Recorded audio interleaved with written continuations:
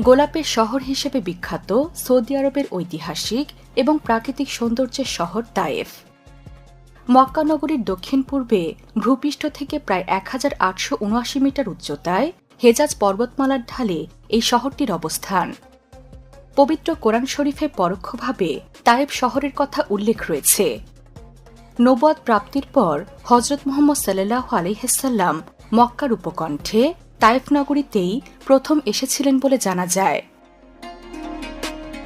আজকে আমরা তায়েফ শহরের জানা অজানা অনেক তথ্যই জানব এই ভিডিওতে।